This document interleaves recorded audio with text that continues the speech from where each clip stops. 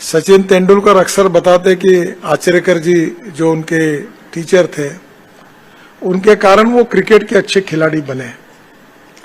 और हमारी गुरुकुल परंपरा में भी यह विशेषता है कि गुरु के घर पर जाकर हम जो श्रद्धा के साथ गुरु का आशीर्वाद भी लेते हैं, मार्गदर्शन भी लेते हैं और जो सराव करते हैं, प्रैक्टिस करते हैं, उससे स्वाभाविक रूप से हमारे मन में, व्यक्तित्व में काफी बदलाव होता है।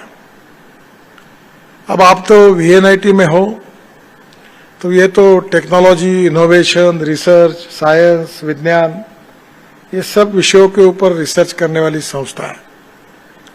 पर इसके साथ साथ मुझे कभी कभी लगता है कि हमारी जो विशेष रूप से अलग अनेक प्रकार की हमारी शाश्वत रूप से मिली हुई कलाएं हैं, योग विज्ञान से लेकर आयुर्वेद तक का महत्व है। इसका संबंध बहुत महत्वपूर्ण हमारे केवल व्यक्ति करके नहीं, पर हमारे व्यक्ति निर्माण से भी काफी बड़ा है।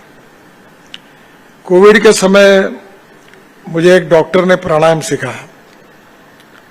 छोटा सा है, 5 मोमबत्ती लगाकर बुझाने का काम होता है। कभी मैं फुगा फुगाता हूं, तो मुझे डेली मेरी तबीयत अच्छी नहीं रहती थी, पर अब मैं काफी हेल्थ वाइज अच्छा रहा हूं। मैं जब मुंबई में गया था तो मुझे अमिताभ बच्चन जी ने मुझे कहा कि आप 10 साल जवान दिखते हो। तो मैंने उनको कहा कि मैं रोज प्राणायाम करता हूं। तो स्वाभाविक रूप से संगीत साधना का परिणाम उस व्यक्ति के शरीर विज्ञान पर क्या होता है, ये भी संशोधन का विषय है। जैसे हम लोग योग विज्ञान का काफी बातें जो है उसके उच्चारण के कारण जो प्रैक्टिस करते हैं, उसका संगीत की साधना करते हैं, इसका निश्चित रूप से एक परिणाम तो होता ही है। और उसमें जितना रिसर्च होना चाहिए उतना अभी तक हुआ नहीं है। पर एक बात की मुझे खुशी है कि विशेष रूप से स्पीक मैकी को मैं धन्यवाद दूंगा कि हमारा जो सही में टैलेंटेड लोग जहां होते, IIT, इंजीनियरिंग कॉलेज में, वहां वो इस प्रकार का कन्वेंशन लेते हैं। स्वाभाविक रूप से उनमें भी इनके विषय में तो वो तज्ञ है ही, मेरिट है ही, पर उनमें अनेक कलागुण भी होते हैं। और मैं ये मानता हूं कि कोई एक चीज को एक्सेंट्रिक रूप से उसी की ध्यान धारणा करना, ये व्यक्तित्व के लिए अच्छी नहीं होती। इंजीनियरिंग और science point of view machine कितनी भी अच्छी होगी तो भी बेयरिंग अच्छे चाहिए, और बेयरिंग कितने भी अच्छे होंगे तो भी उसमें ग्रीस या ऑयल डालना चाहिए, नहीं तो वो भी आवाज करते हैं। तो शरीर में भी हमको स्वाभाविक रूप से बेयरिंग और ग्रीस की आवश्यकता है। और हमारे रूटीन कार्यक्रम से अलग होकर जब इस प्रकार की धारणा करते, उसका मन स्वास्थ्य के ऊपर, मन शांति के ऊपर भी परिणाम होता है। तो संगीत की साधना ये मानवीय जीवन को एक प्रकार से परिपूर्ण करने वाली प्रोसेस है।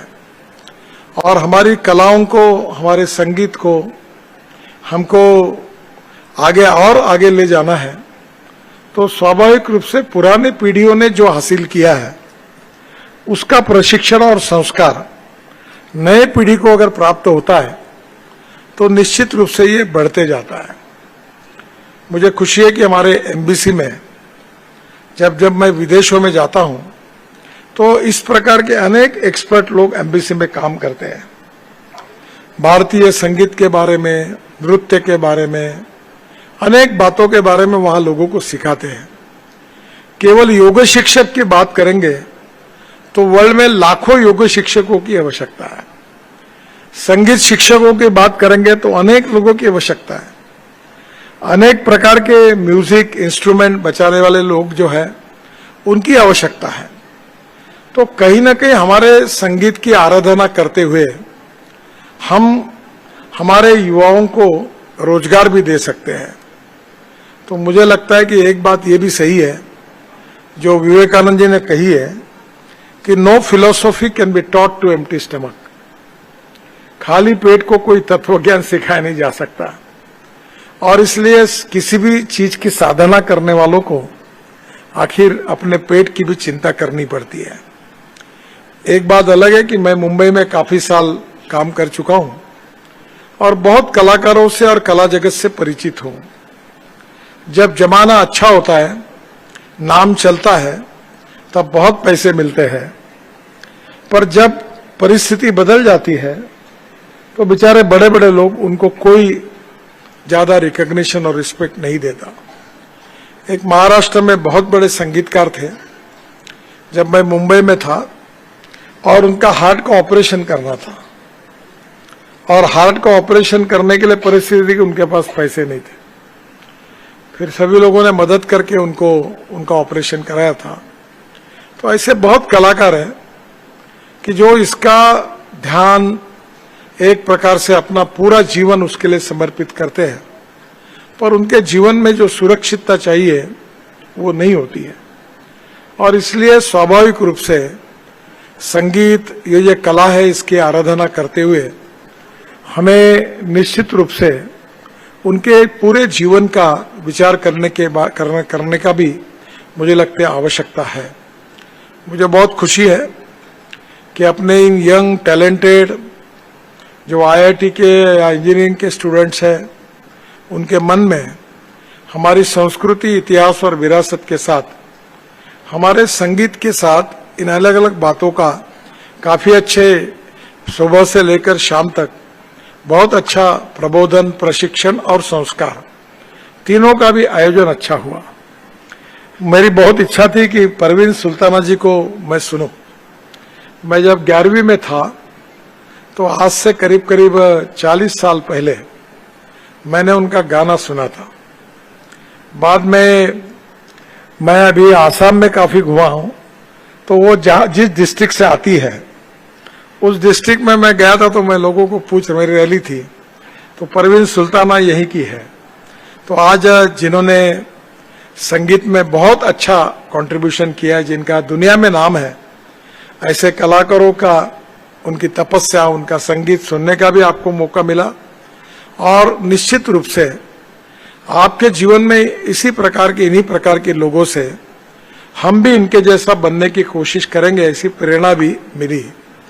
मुझे लगता है कि ये जो हमारे विशेष रूप से जो 8th कन्वेंशन है, इंटरनेशनल कन्वेंशन, और विशेष रूप से स्पीक मैकी को मैं अभिनंदन करूंगा कि इन सब को जिंदा रखने के लिए वो जो प्रयास वो कर रहे हैं वो बहुत ही अच्छे हैं। और निश्चित रूप से हमारे देश की जो पुरातन परंपरा है, जो हमारी संस्कृति के साथ जुड़ी हुई बातें हैं, उसका संगीत, नृत्य, नाटिका, गायन, इन सब बातों को लेकर इसका बहुत बड़ा क्लास भी है। तो आपने नागपुर में वीएनआईटी में आकर ये कार्यक्रम का आयोजन किया और इसका आनंद नागपुर के भी लोगों ने बड़े प्रमाण पर लिया है। तो आयोजकों को, जो नागपुर में जिन लोगों ने इसमें बहुत बड़ा कंट्रीब्यूशन किया, उनको भी, और विशेष रूप से स्पीक मैकी के इंटरनेशनल, नेशनल पदाधिकारियों को भी मैं धन्यवाद देता हूं। और विशेष रूप से डॉक्टर पडोली जी को इसलिए देता हूं कि साइंस एंड टेक्नोलॉजी की तो कार्यक्रम करते ही है कि वो तो उनका काम ही है। हमारे देश की जो संपूर्ण व्यवस्था है अलग अलग प्रकार की, वो विश्व के अनेक देशों में जिस प्रकार की पद्धति है उससे अलग है। हमारे देश में अलग अलग राज्यों में अलग भाषा है, अलग संस्कृति है और अलग अलग प्रकार की रहन सहन भी है। पर उसकी विशेषता यह है कि अनेकता में एकता, यही हमारी विशेषता, ये हमारी भारतीय संस्कृति की सबसे बड़ी विशेषता है। और एक महत्वपूर्ण बात है कि अभी पूरे विश्व में भारतीय संस्कृति, इतिहास और विरासत, और विशेष रूप से योग विज्ञान, आयुर्वेद, संगीत, नृत्य, ये जो विविध प्रकार की कलाएं हैं, इसके बारे में विश्व के अनेक लोगों के मन में काफी बड़ा आकर्षण है। और इस आकर्षण का कारण यह भी है कि हमारे पिछले अनेक सालों से साधना के आधार पर संगीत के, नृत्य के साहित्य के क्षेत्र में हमारे एक प्रकार से ये भक्ति है। अनेक सालों तक जो तपश्चर्या अनेक कलाकारों ने की है, जिसके कारण हमें आज विश्व में मान्यता मिली है। मैं ये मानता हूं कि हमारी सोसाइटी 3 इंपॉर्टेंट पिलर पर खड़ी है। उसमें से एक है इथिक, दूसरी इकोलॉजी एंड एनवायरनमेंट और इकोनॉमी।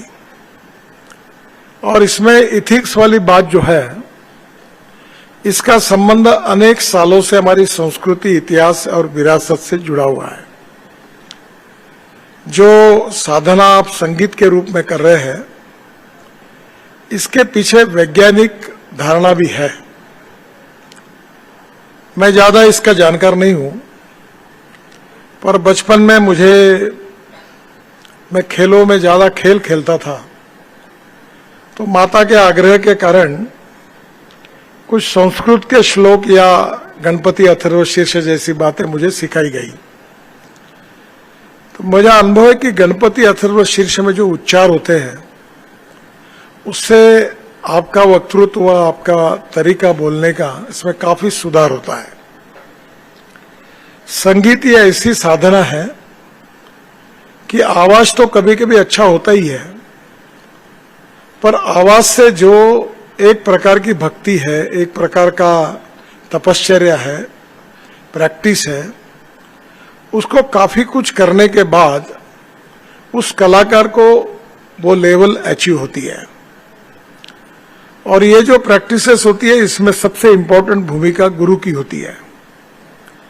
अगर सही मार्गदर्शन मिलता है तो वो शिष्य भी बहुत अच्छा काम करता है, आगे एक बहुत बड़ा नाम कमाता है। ये केवल साहित्य, संगीत, नृत्य, नाटक इसी के लिए नहीं है, तो ये खेलों के लिए भी लागू है।